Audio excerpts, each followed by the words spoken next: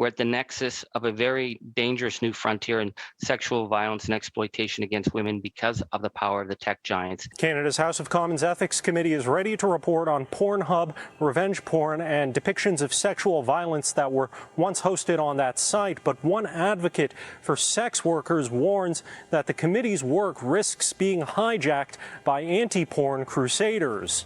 There's a strategy that's very elaborate to use very violent imagery and horror stories, and to try to portray anyone who nuances those conversations as somehow in favor of violence, when obviously, as sex workers organizing to better our working conditions and our living conditions, we exist as advocacy groups because we're fighting against violence.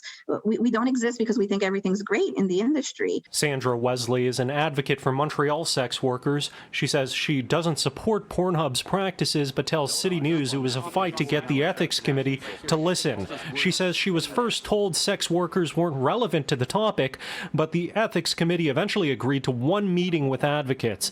This after several meetings with human trafficking experts, police, and PornHub's operators. When Wesley did appear before committee, she says MPs didn't listen to what she had to say. Instead of asking us questions, we were just using their time to go on long, very violent rants about sexual violence that were kind of disconnected from the issue at hand. Wesley says some witnesses the committee heard from are cause for alarm, including one sex trafficking expert Wesley says is connected to the American evangelical movement.